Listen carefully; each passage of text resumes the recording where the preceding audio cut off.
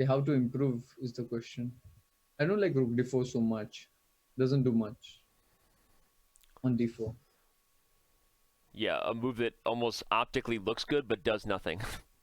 Yeah. um, Just look at the time though. Just half a minute. It can go wrong for Wei. yeah, that would be huge for Maxime. Obviously, he misplayed the position as white, but a win is what he needs right now. He needs a win. Okay, bishop f5 is a threat at the moment. Not so easy to counter that. This knight on a3 is so ugly. So ugly. Yeah, I mean, How do how do you untangle? I don't see a clear way. yeah, you can't Because ever. rook dc2 is met with bishop f5 again. That's annoying. What about? C2 is rook c4. Can you get away with knight c2 at some point to try to head to b4 and hit c6? I know it's horrible. Yeah, knight c2, rook c4. Yeah, That's I the was gonna problem. say it's horrible The to both allow the the rooks are pin. Okay, he plays bishop king f5. e1. Perhaps he's trying to get the king in a spot where it could protect the rooks, like king d1. Okay, but that would run into knight c3. So just kidding. Never mind. Don't put your king on d1.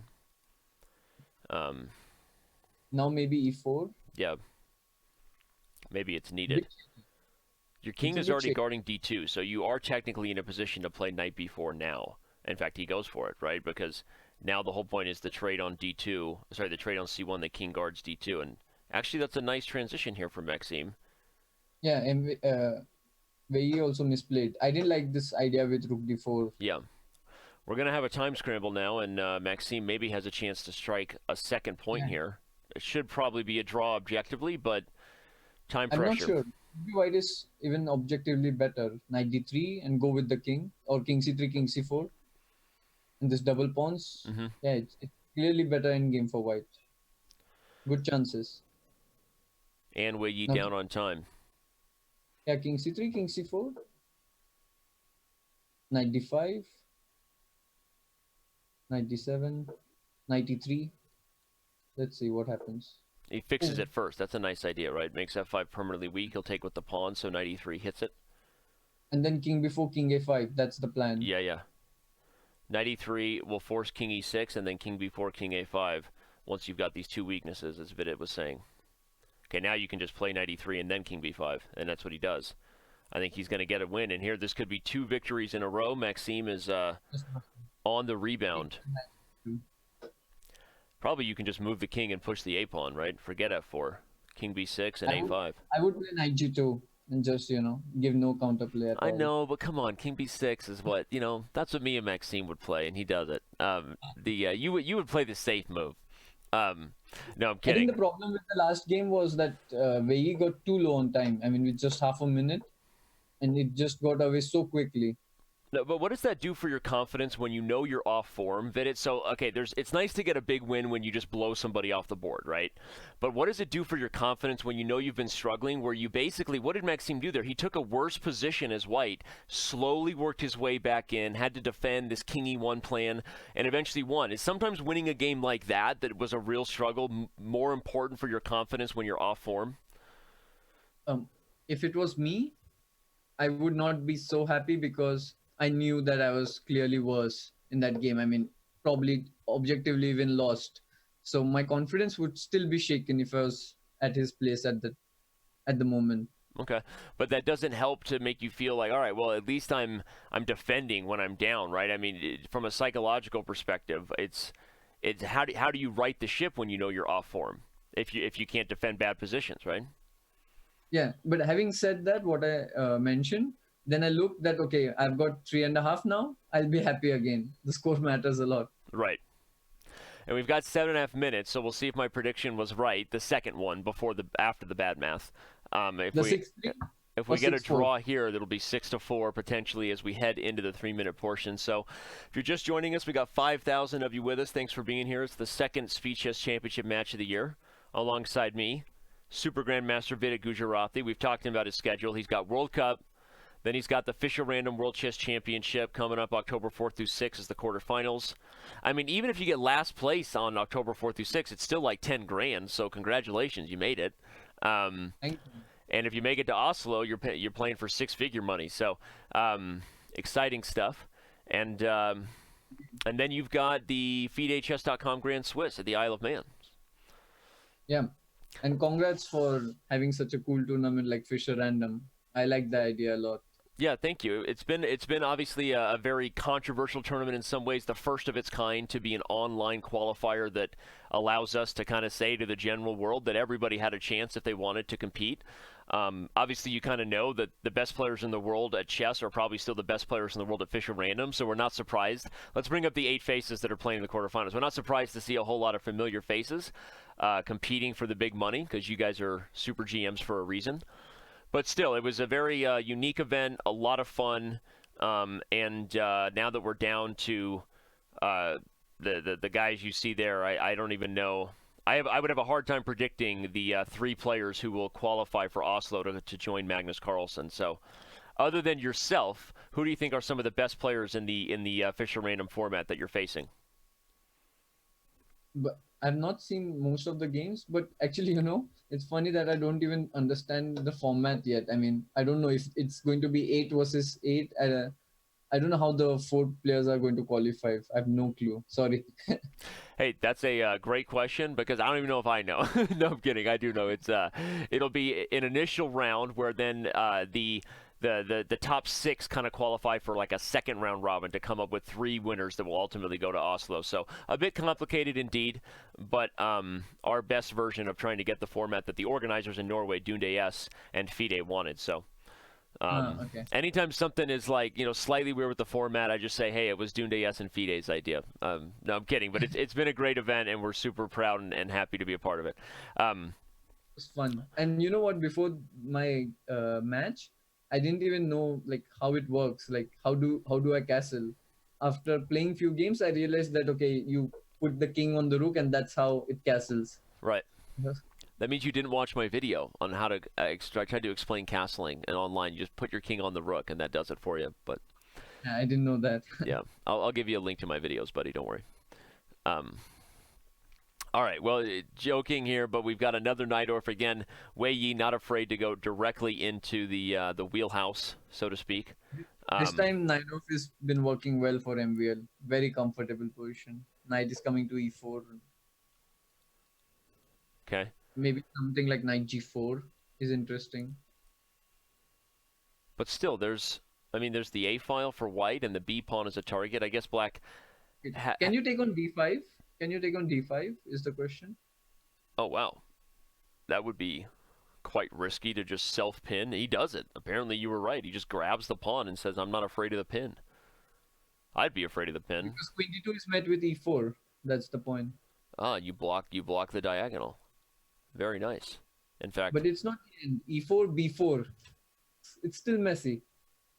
Yeah, super tricky. So the idea here, everyone, right now the knight is being double attacked and it's pinned. So e4 kind of forced, but as Vidit said, here comes b4, and if the knight moves, then the e-pawn is hanging yet again, as the knight is its only protector. So instead, after e4, wow, rook a7? Oh, this is a good move. Queen c6, then knight d4. It's a complete mess. Yeah, this is a... Oh. Wait. Knight d4 hits the queen. After Queen you e8. move it, is there knight f5? Where do you put the queen, on d7 or e8? Okay, I was assuming queen e8, but okay, you're right. Maybe queen d7 holds f5, and that would stop that. Even queen b6 is an option. Okay, wow, he goes to e8, but now the move I was worried about, knight f5 is an option, which hits e7 and unleashes an attack on d5.